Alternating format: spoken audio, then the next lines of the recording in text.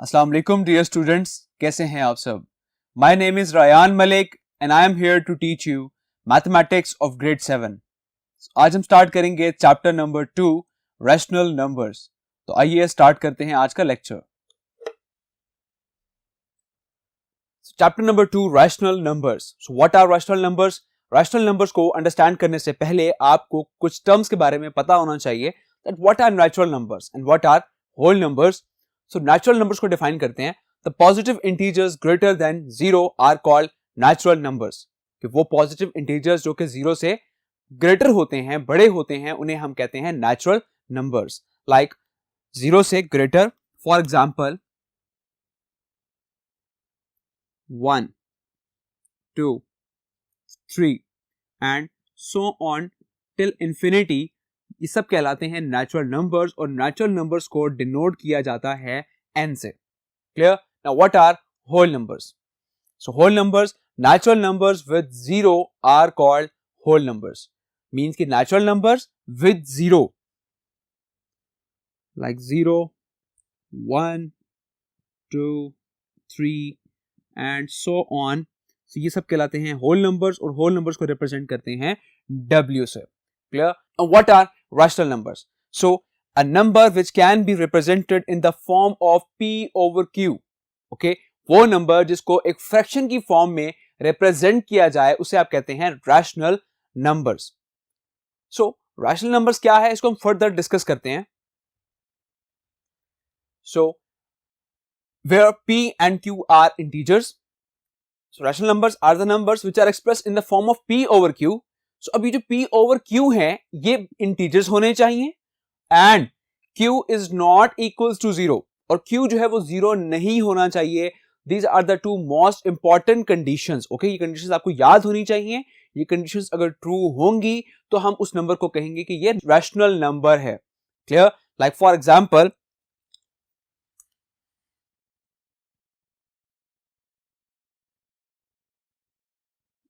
-3 and similarly like -5/2 and similarly like -2 and like 0 and similarly 2, 3/2 and similarly 5/2 and similarly 3. So these are all rational numbers के इसमें rational numbers में integers भी include होते हैं, -3, -2, 0, 3 and so on, ये integers भी include होते हैं। और similarly वो numbers जो कि एक fraction की form में लिखे जाते हैं that are represented in the form of P over Q, तो ये सब भी rational numbers कहलाते हैं और rational numbers को denote किया जाता है Q से। Clear? अब ये जितने भी नेचुरल नंबर्स हैं, होल नंबर्स हैं, इंटीजर्स हैं, ये सब के सब ये क्या कहलाते हैं? रैशनल नंबर्स कहलाते हैं। ओके, सो अब हम एग्जांपल सॉल्व करते हैं जिससे आपको ये कंसेप्ट और क्लियर हो जाएगा। So write the fraction equivalent to the number -3 into 2 divided by 25 - 18। So अब इस पोर्शन को हमने बताना है कि ये रैशनल नंबर है या नहीं है। So let's solve it.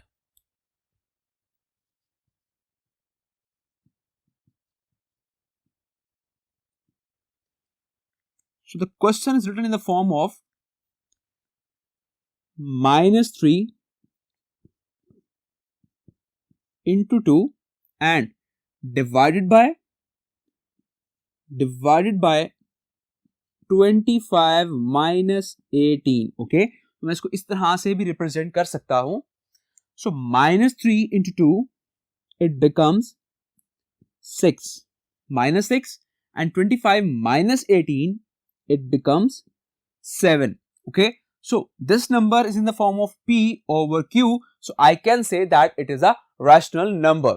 Clear? So now move to the next example.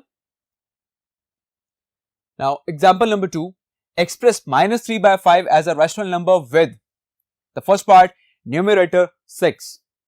So -3/5 को आपने रैशनल नंबर की फॉर्म में एक्सप्रेस करना है और उसमें न्यूमरेटर जो है वो 6 होना चाहिए।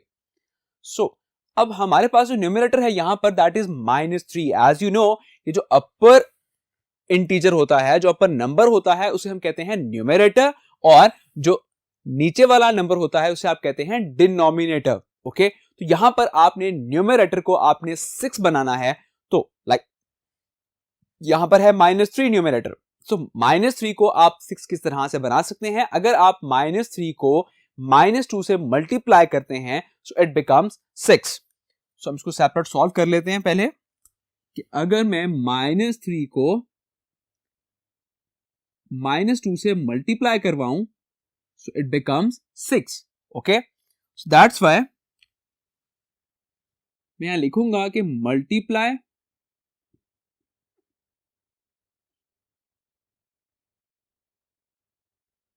And divide by -2। सो अब मैं इस एक्सप्रेशन को -3/5 को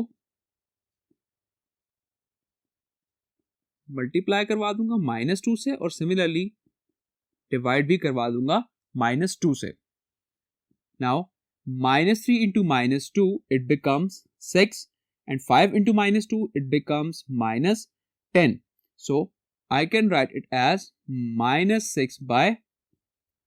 So this shows that numerator is 6. Clear? Now the next part which is denominator -15. अब denominator में जो है वो -15 होना चाहिए। सो अब यहां पर मैं क्या करता हूं कि मैं डिनोमिनेटर दैट इज 5, तो इसकी जगह पर मैं -15 से रिप्लेस कर देता हूं और इस 5 को मैं इसके साथ डिवाइड करके ये फाइंड आउट करूंगा कि मैं इसको किससे मल्टीप्लाई करवाऊं कि मेरा डिनोमिनेटर -15 हो जाए। सो -15 डिवाइडेड बाय 5। ओके, ये 5 कहां से आया, ये एक्चुअली ये नंबर है, क्योंकि मैंने डिनोमिनेटर को -15 करना है तो मैं -15 को डिवाइड करूंगा 5 से। सो 5 divided by -15 it becomes -3। Okay, so you can multiply and divide bye -3।